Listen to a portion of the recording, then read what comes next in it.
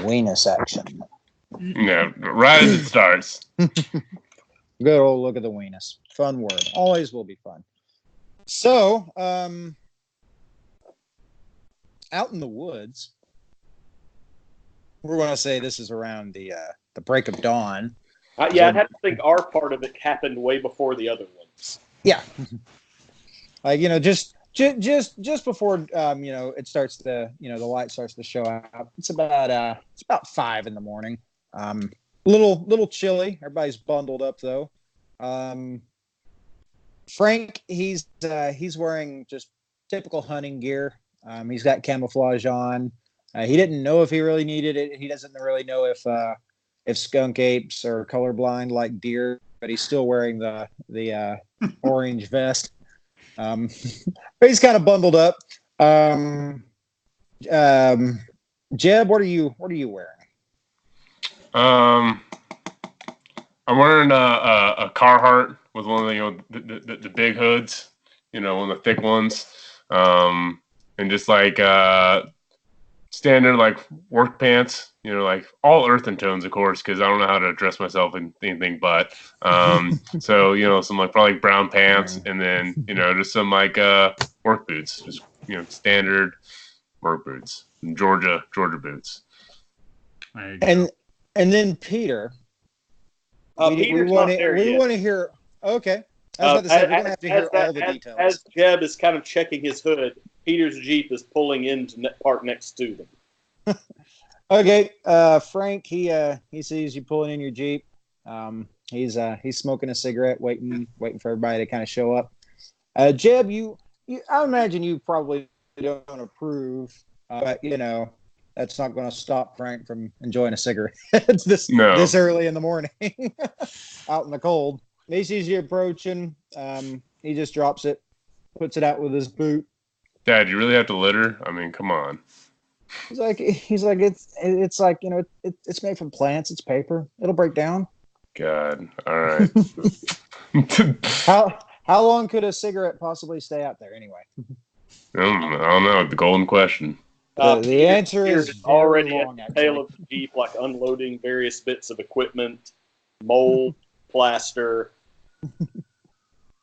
Hey, Peter, do you need a hand there, buddy? Oh, thank you. Yes, please, come. There's not a ton, but I may have brought too much plaster.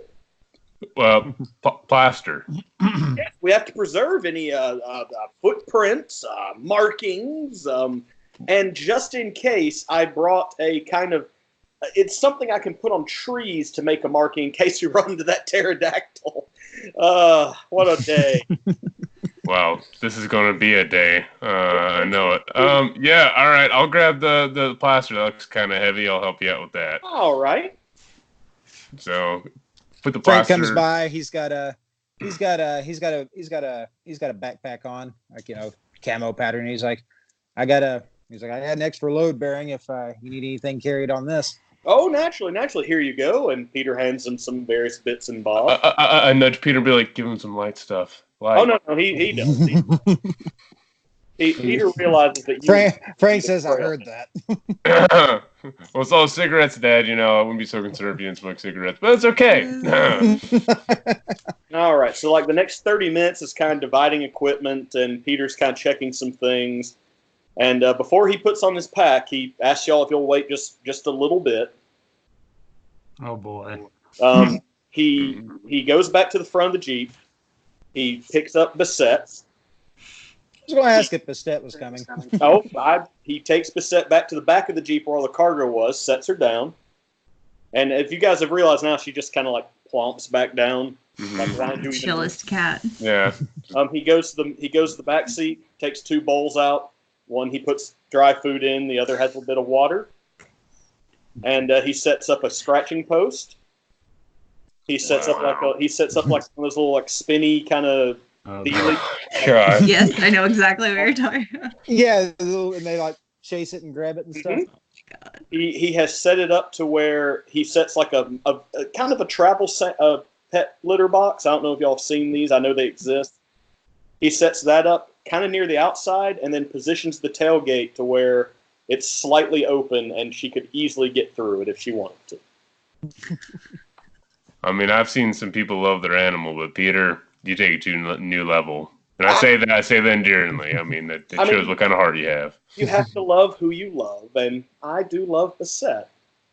Well, Frank goes, it's the cat. Is she there? Cats kind of go off and do their own thing. Oh, not my dear. And as he says that, he picks her up and puts his forehead against her. That's her back.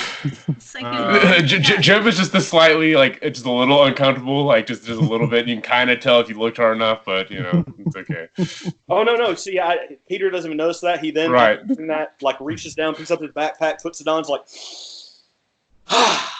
gentlemen, let's hike. Let's do it. Then I hope the DM tells me what direction to go. Where are we going?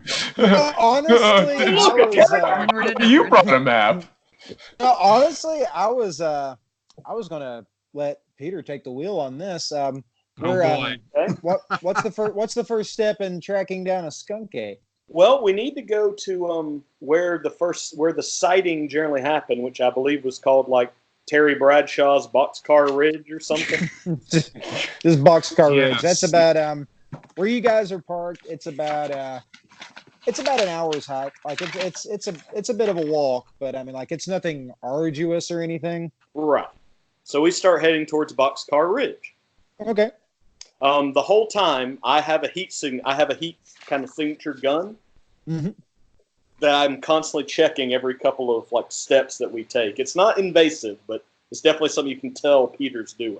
Mm-hmm. Okay. On this, you see a couple of footprints here and there, mostly deer that might have traipsed through maybe 15 minutes before you guys showed up.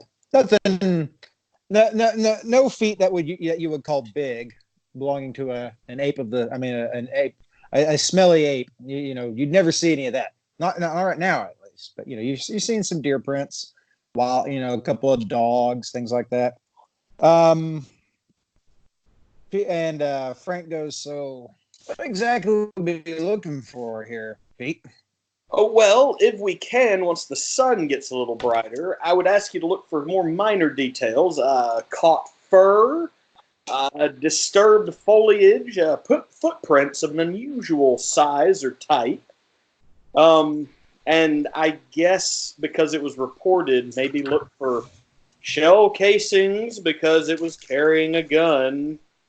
Well, I think, Peter, it's important to realize that, as likely as it could be as it's a skunk ape, I think it's also smart to open our mind to the possibility of some other, creature such as a pterodactyl or, maybe a abominable snowman or, some other creature, You're saying that to keep spirits high, and while the pterodactyl is not unproven yet, it would come from above, so we have to do that happens. But the abominable snowman would not be here.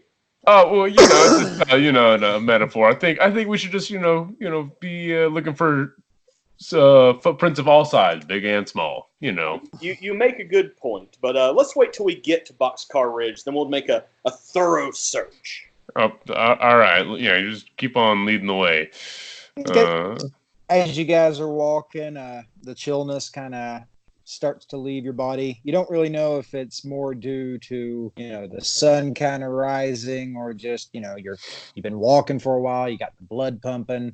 As it's not a difficult trail, but I mean it's still walking off road. Through the twigs and the branches and stuff. It's a little uneven, a little hilly and stuff, but nothing too terribly bad. You do eventually arrive. When you get there, you see pretty much where its namesake comes from. You see really old train tracks. This used to be bit of a logging route for a way back in the day. That's how Stonewall got a lot of its industry, through lumber. Until pretty much when President Roosevelt decided, we're going to make a bunch of national parks, and this whole area ended up becoming mostly protected and sold off, owned by rich people and stuff. But the train tracks are still there. in fairly good condition too. They become a little bit of a local monument of sorts. Like the park rangers, they kind of keep them up, make them looking nice and stuff. They take little tours up through there. Blue Ridge. and but yeah, when you guys get there, Peter, you haven't really seen anything. A lot of deer footprints. You haven't really, and occasionally like a shoe print. You imagine maybe some campers or like maybe some people like, who happen to maybe own property nearby doing like morning jogs or something like that. But Frank, he goes, I think the biggest thing we might want to look for outside of like, really big footprints. I'd say probably the gun shell casings. As I was told, it sounded like a rifle, like a 270. But unless it's a poacher, it's not deer season right now. It's turkey season. If you were to hear any guns, it'd be a shotgun. As I'm seeing from my heat signature gun, a lot of deer tracks. A lot of deer have been through the area. I don't think a poacher would allow that. Peter, I'm going to need you to roll, we'll say wits and investigation. Hooray! I'm good at both of those things. Do you have any specialties in investigation? I have eye for the strange, for what that's worth. Throw it in there. Okay, it only deals if I know something's of an occult nature, though. Yeah.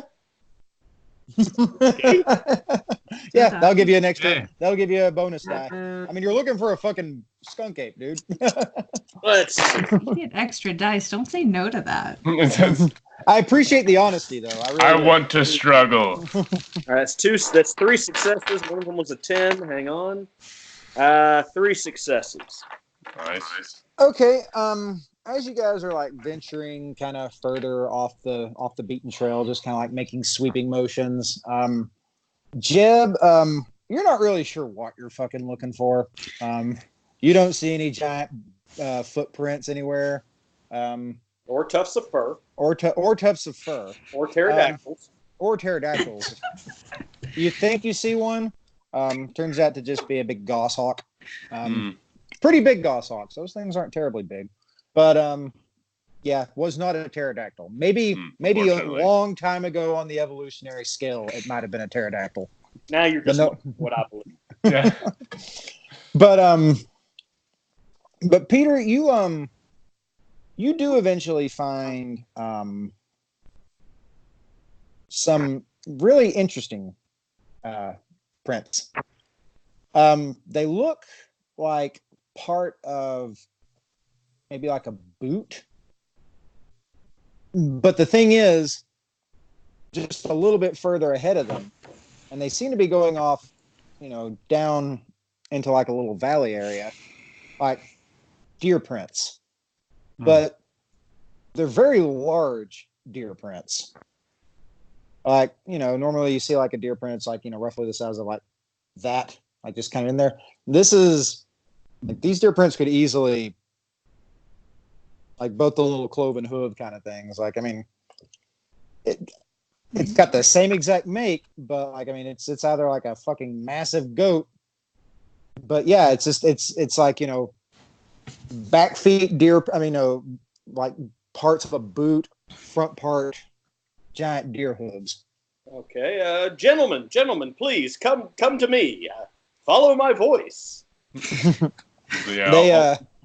Be careful when you get here. Yeah, go on, Jed. Yeah, that's the strangest thing I've ever seen. These prints right here, it looks like someone's walking behind a deer. Holy shit, that's a big deer. Oh my god, Dad, have you ever seen anything like this? Boots on the back legs of a deer. I mean, unless this is fucking Willy Wonka's fun house or something. I mean, deers don't wear boots. Jeb, I can assure you, the woods are not Willy Wonka's fun house. Frank says, so what you thinking, Peter? It's certainly unusual. I wouldn't put it past maybe a hunter has tracking a deer, saw these large prints, and stood maybe right there to look at them. But just to be safe, and Peter starts taking out twine and like some sticks and roping off where the all 4 prints are. Mm-hmm. He's just like, just to be safe, we'll make a mark here. Yeah, because it doesn't look like a hunter, was tracking it. It looks like the steps. Correct me if I'm wrong. If are in tandem, as if they're part of the mechanism. Yes, it looks like they're too even almost. They're together. The boot prints and the hooves move together, which is bizarre. Yeah. And Frank says, hold on a moment. Okay, yeah. Frank I'm says, done with bullshit. I'm going to McDonald's. Yeah. He does say while lighting another cigarette, he says, and they're both really fresh too. This hunter would be right on this deer's ass if it was a hunter. Well, I'll tell, and like Peter takes out like not like an old timey Polaroid camera, but definitely a Polaroid camera, and like takes a photo of the tracks from as kind of high uppy as he can get. Does he have a Hello Kitty like Instamax camera? Can we please make that a thing? Frank goes, geez, Peter, even my clamshell's got a camera on it, man. Yeah. I understand, but this makes for, and as he's saying this, like, he's shaking it, and he's like, this is more, I trust this a bit more. Gentlemen, maybe we should follow these as best we can. I'm glad to have you both with me. Having 3 sets of eyes is better than having the one. Well, tracking's kind of our game, so this just shouldn't be, too hard with tracks this fresh. It shouldn't be bad. All right, let's see what we can do then, gent. Okay. Who of the two of you, who do you think would be the better tracker? Between me and my dad? No, between you and Peter. This is you guys' game. This is interesting. Frank is. I love Frank. I've grown to really love Frank, but he is merely a side character. I mean, I think tracking. I think Jeb would have a little bit of a advantage. I mean, I've got 4 in survival. There's a particular trap. And I've got 3 in survival. So if we're basing it off survival, then Jeb wins. I mean, I think. I don't know, unless you have like for character wise, like a reason why Peter would be a good tracker. Doesn't someone have a dot in like animal kin of some kind? Like, does that have? I do, but it's specifically set to cats. Well. Here's the thing. This goes back to the whole if you got a dot in drive, you can pilot a nuclear sub thing. If you got a dot in animal kin. Like if you would apply that to any animal, but if it was with cats, you would get a cat. You could die. That being said, animal kin is usually like Steve Irwining shit, like wrestling alligators, like getting stabbed by. Yeah. God, I just want to go cry now. Unfortunately, he had a negative modifier against stingrays. But hey, listen, guys. Steve Irwin died as he lived, with an animal in his heart. That. God damn it. Then there you go. That's done. Yep. All right. That's the end of the game. Yeah, I guess we're done for the evening, guys. I asked you, GM, how do we base tracking on, survival or animal kin? I would say it'd probably be survival. Animal kin would be more like if you came up across a cougar. And you wanted to talk it down and keep it from mind meld it. Yeah, your life is worth it. Don't jump. All right, then I bow my head to Jeb's superior. My survival is good. Jeb's is better, but I only ask you just let's be aware of our surroundings. Yeah, of course, Peter. I want all input. I'm not one of those big showy off guys that has to lead the pack. So be aware of everything. So just survival. Frank puts a cigarette out in his palm and says, "Try to keep up," and goes through the woods. No, that doesn't happen. Oh, God. I'm not going in the woods. The woods kind of changes my dad. I don't know what it is. And you turn around and like turn back, and you just see like leaves dancing in the wind, and he's no longer there. Yeah, he'll find us good. You hear like the clicking sound that the predator makes. Okay. No. Oh God. Jesus, he's covered in mud when he comes back. Anyway, all right, yeah. So just survival. No, it would be survival, and we'll say dexterity. I mean, I like wits. I like that. Wits gets overdone, but dexterity will be mostly like, navigating through the woods, keeping your footing, keeping your eyes on the trail, things like that. Not getting hung up on thorns and branches. Yeah. If looking that for being said, well, I only got. It's 7 or more, right? Yeah, 7, 8, 9, or 10. Actually, hold on a second. I have the die here exactly. No, I am mistaken. It's 8, 9, or 10. 7s are nothing. Okay, Peter, if you feel like there's anything you could roll to help out, if you get like any successes, you can throw up to 2 dice his way.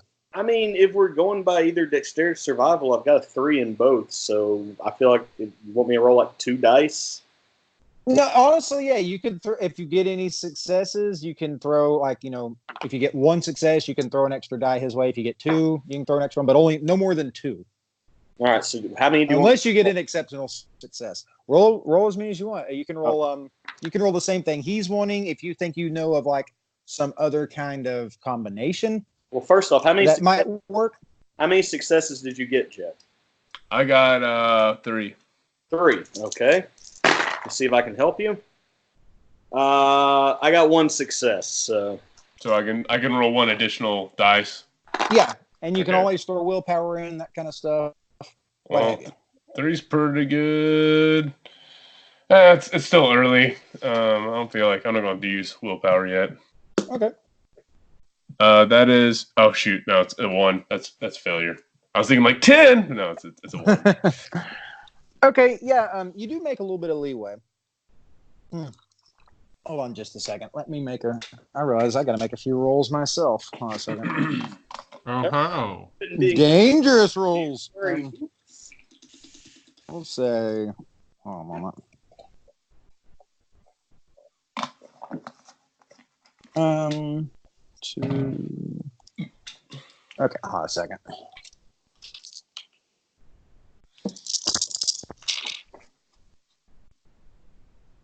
Okay.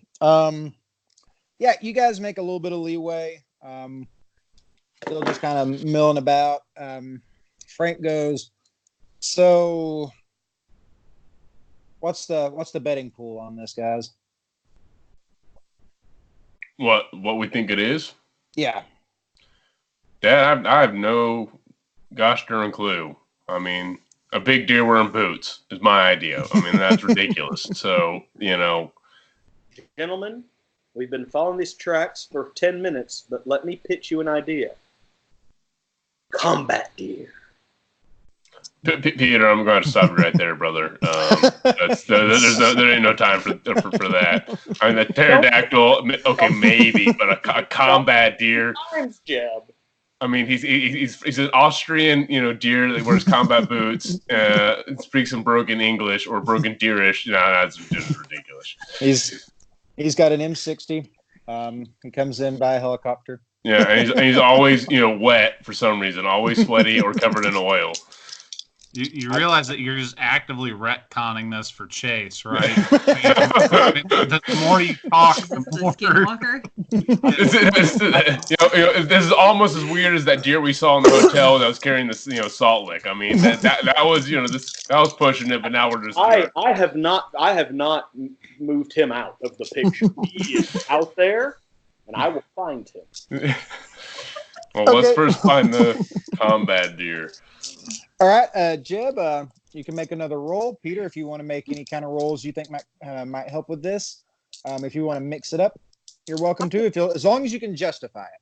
I'm going to roll my survival as well because at this point we're all actively tracking this whatever this is. Yeah. Okay. So I want to roll a Colt, but I don't have it. It's not as good of a stat, but I feel like it'd be something worth rolling for, just for the game, because it's obviously weird. Well, honestly, like you're kind of deadlocked in survival roles, but Peter, if you feel a cult could be useful, it give you more dice to your pool. I mean, since they shot down my combat deer idea, I feel like that we're actively leaning away from a cult at the moment, and I'm not seeing anything to change that in my head. Okay. But that being said, I did roll 2 successes. I have 3, and one of them was a 10. So hang on. I'm gonna burn a willpower. Let's. I rolled 3 successes. Okay. Jeez. All right, and I'm gonna burn a willpower, so I'll get 10 dice. So you only get to apply 2 dice from his. If he rolls an exceptional success, then he can apply like all 5 of them. But until then, like the cap is 2. If that makes any sense. Okay, so I'm gonna roll. Gave you 2 extra dice. My 10 plus his 2. Yes. Right. Okay. Yeah. All right. Goodness. Dang. I need a dice box for There. this. Yeah. Okay, that's 1, I don't have one yet. 2. I know a guy. Oh man. All right, and then 2 more for his 2.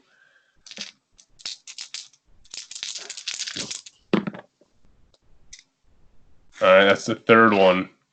So I only got 3 out of that. Combat. That's deer. fine. Combat deer. Okay. As you guys are walking, you find the remains of one of the boots, and it's still like buried within like the mud, and like you see like a little bit of a drag forward with like just the 2 cloven hooves, and most importantly, a few steps ahead, a tuft of fur. Ba-ba-ba. Peter wants to roll investigation Okay. on all this thing Okay. happening now.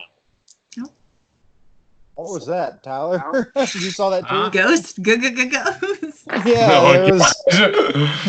Ghost. It just got weird bright over. I did not the screen. succeed any of those rolls.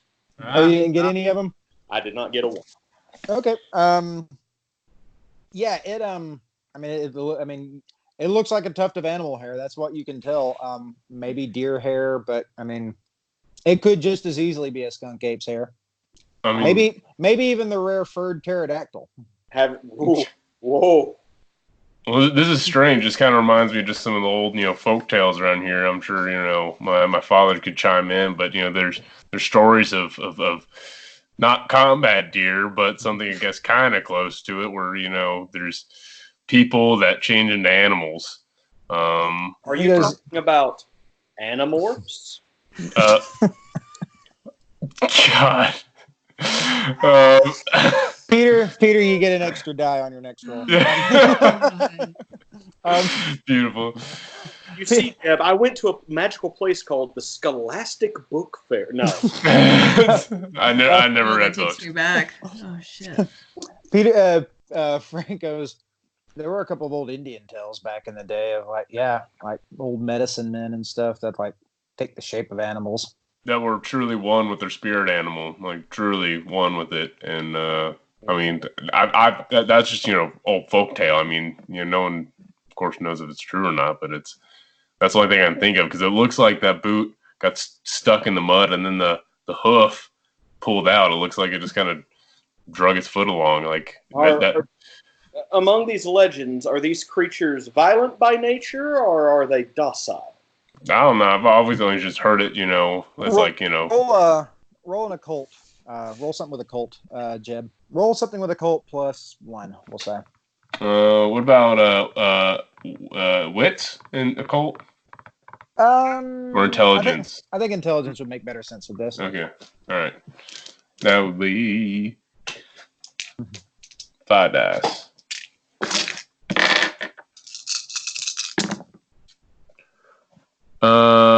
It's critical and normal. Okay, so just 2. Okay. Suddenly, the book within your mind opens. most skinwalkers were they were medicine men, but they were not from a good path. Generally speaking, it was stories of like cannibalism, witchcraft, that kind of thing. Usually they were they put curses on people, and it's like there's obviously like little variations, but it's something that's found in a bunch of Native American culture. Mm. But yeah, within the North Georgia mountains, what was that? It's Cherokee Creek. Cherokee. Cherokee Okay, yeah. Creek mostly, but yeah.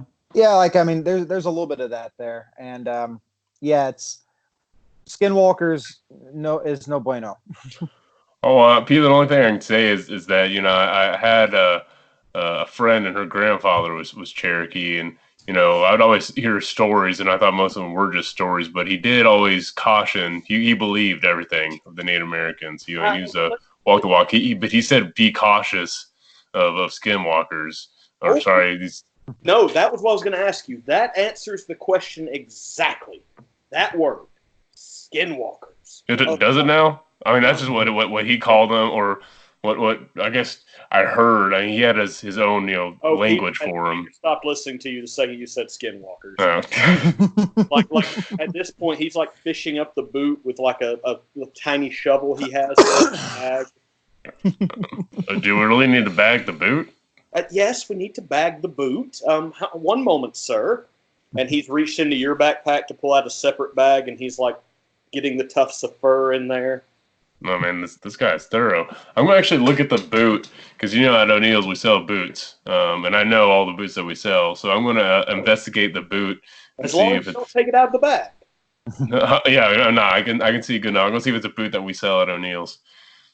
Yeah, it is. It actually is.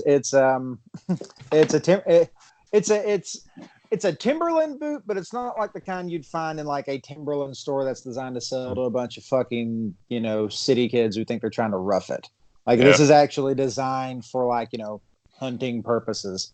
But it is a model that you sell, and it looks fairly new. Like the leather would be pretty strong. Tread's good. Yeah, and that's the thing.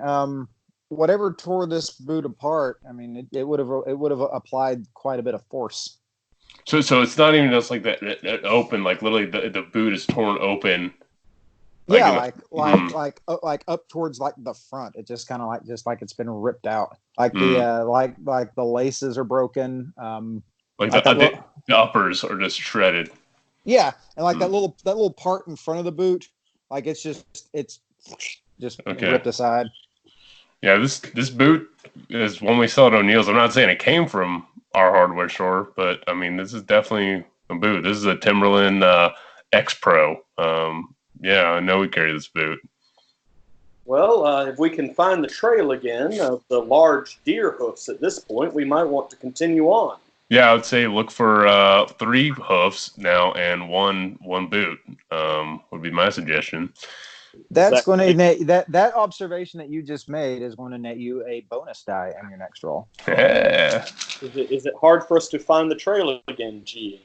I mean, well, I mean, that being said, since you got, I mean, that's up to the rolls, honestly. I mean, that since he kind of knows roughly what to look for now, like a better sign, that's going to get him the plus. And if you want to throw a Colt in there now. Yeah, I'm also going to check them out. Let me see if I can all right, 7, 2. Ooh, that was 3 successes. So 2. So you get 2 bonus dice down. 2 more? Okay. All right. So that'll be a total of 9 dice. I really hope I'm not wasting my good rolls when I need to like dodge bullets or something. Okay, you're so exhausted from thinking. All right, that's 2 successes with 1 critical success. Shoot. All right, only 2. Okay. You have made just a little bit of progress. You're getting closer to like the valley though, like down. Like you can kind of see like a little bit of the clearing. You don't see anything. It has grown really, really quiet though. And what time of day is it the sun just beginning to break? There should be birds chirping. Okay, all right. Yeah, there is nothing.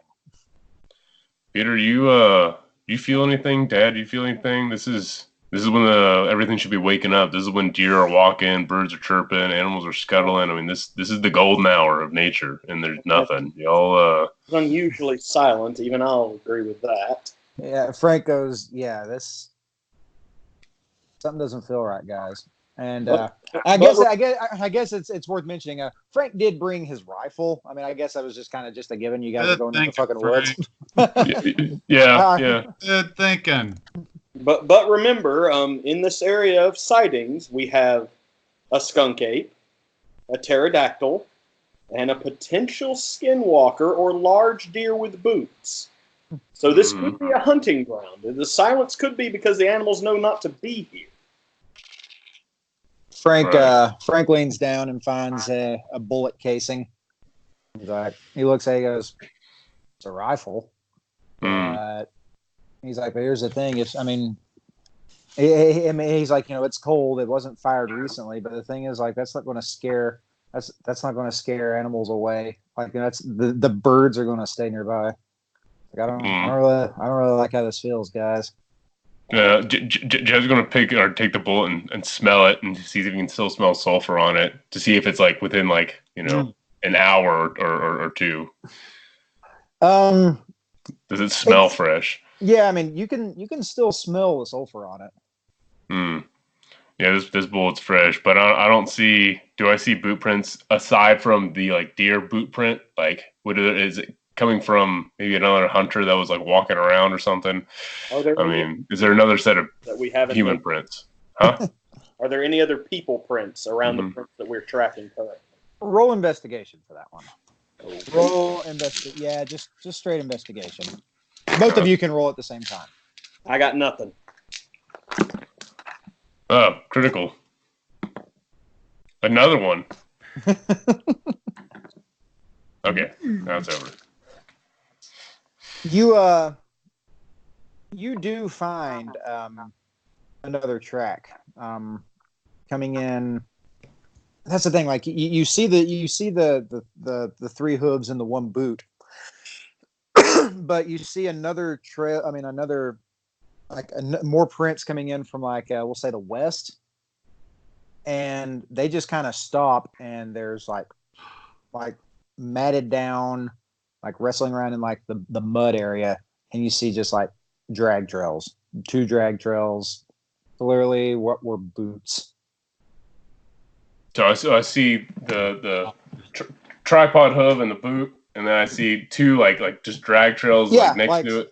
Yeah, like you see what looks like like shoe prints coming in, and then these kind of go forward, and there's clearly been like a scuffle, and then just going towards the clearing.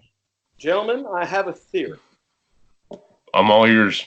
I believe the elusive deer that stands on 2 hooves that I've been tracking, that craves salt, encountered combat deer, now missing a boot, and the 2 fought. And while I can't tell the winner yet, because we've not followed both tracks, I'm going to assume Salt Lick deer may have lost, because a combat deer, let's be honest, is very tough. Good. Peter, you're a saint. I mean, that's a scholar. He's daring you to challenge him on that. I'm only going with what evidence we have. If we want to, gentlemen, look, I'll be completely honest with you. You both seem a little disturbed by this area. I am the kind of man that, though not great in the rural setting, I'm fairly comfortable in the woods. I want to follow this drag trail. I want to follow this to the end. We've spent half a day out here, and I'm really not willing to abandon this. Oh, make no mistake, Peter. I'm comfortable in the woods. What's making me uncomfortable is that it's not natural what's going on. This is what's making me uncomfortable. But I do agree we should follow these drag trails, because it looks like, to me, you're a combat deer drug that thing away towards the clearing. I'm just making the offer. If either of you two want to go back to the trailhead, I completely understand. I think we're set to stick this out. So let's go to the clearing. At least there, we'll have a little bit more visibility. And if something's trying to, get up on us, we have a open plain around us. So, Frank goes over to where the drag trail begins, and he kind of leans down and he goes, "Hey guys, come here and look at this real quick." Oh boy. He takes a stick and kind of points down right in between it, and he goes, "Blood trail as well." And it's bright too, so it's heart shot or at least lung shot. This is wounded, and I get it. Dab it. It's still like very fresh. It's not like coagulated yet.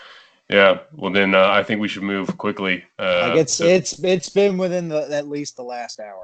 So let's put a little hop in her step and try to get this thing, and then follow the blood trail. So how are you going to be following this blood trail? Would you say? Just licking it. just running your tongue along the ground. He's got leaves and sticks in his mouth. Yeah. I'm completely sane. Yeah, this is what he does when he's by himself. Goodness. Yeah. So kind of like you would if you're tracking a deer. You shoot it. You go find the blood spot, and you kind of see maybe where you think it's the next area. See if there's blood, and just keep hopping. Just going from one spot to the next and next. Peter's not much of a hunter, so he's kind of going with Jeb and his father's tracking abilities at this point. Okay, so Jeb, you're going to have to... Honestly, how about this? Who has the best subterfuge? I have none. I have one. Okay, so... But I mostly took it because I like to blend out of social situations. Actually, my mistake. Who has the best stealth? I have one. Oh, jeez. I have two in that again to blend. Okay. That's awesome. Well, It's perfect. we're doing this old school D&D rules. The person with the worst stealth is going to be the one making the rolls. Oh God. Perfect. So, because if you botch it, then yeah. So, let me think. You're going to need to roll dexterity and stealth at a +1 modifier. Okay. And I'm going to make a roll myself, and tell me how many successes you get. Okay. If you want to roll willpower, you can. Yeah, I was actually just thinking that. Yeah, I'm going to burn it. Do it. I had so much at the end of the last campaign, so I wanna not have that same problem. Okay.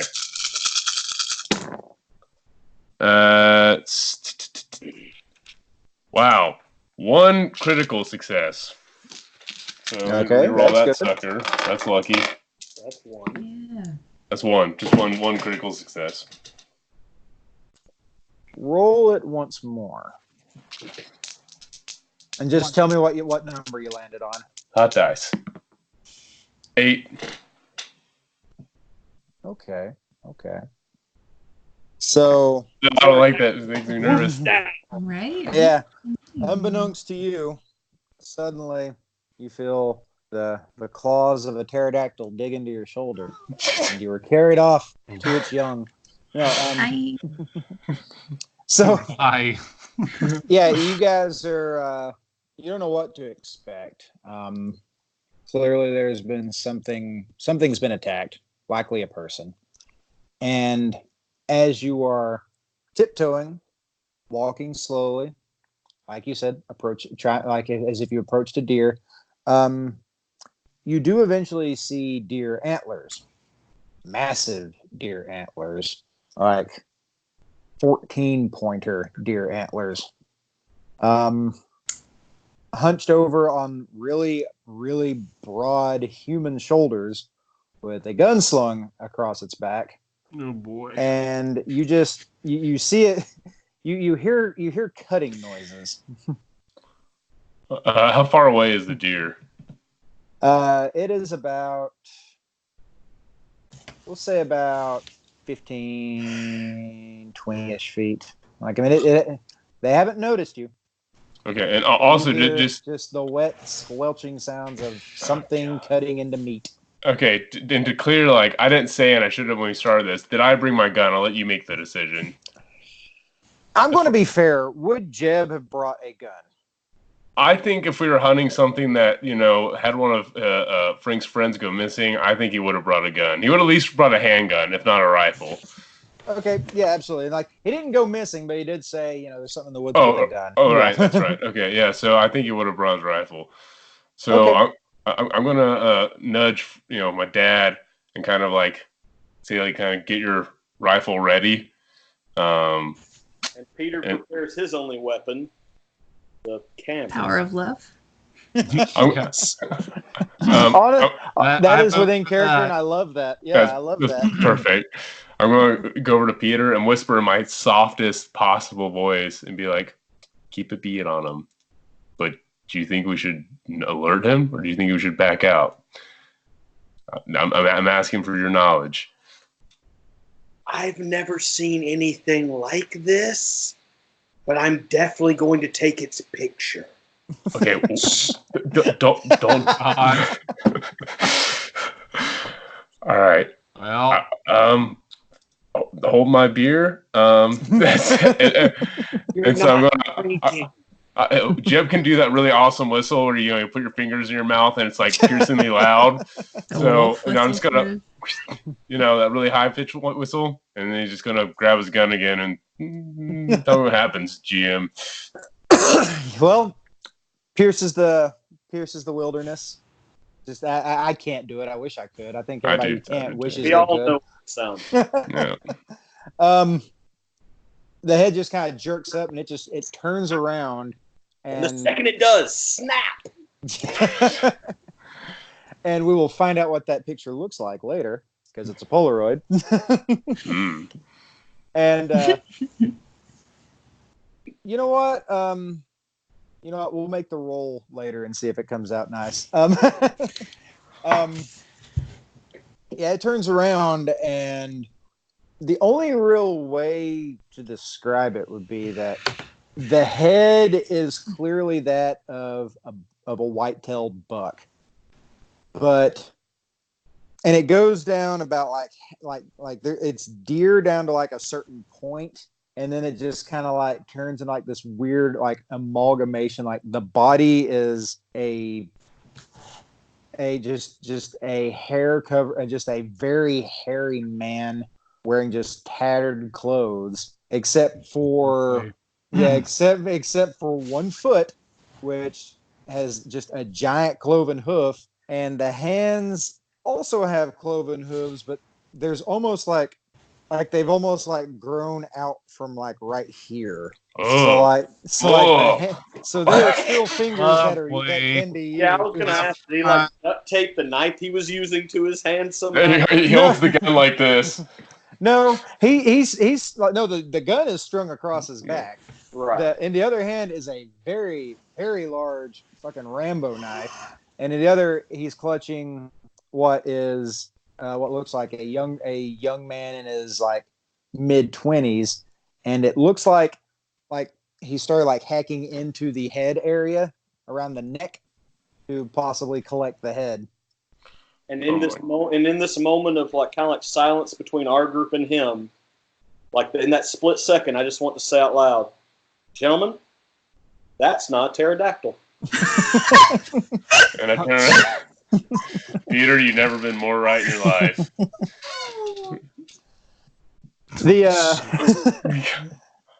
And we're going to call that an evening. God. I'm going to turn that off. Yeah, okay.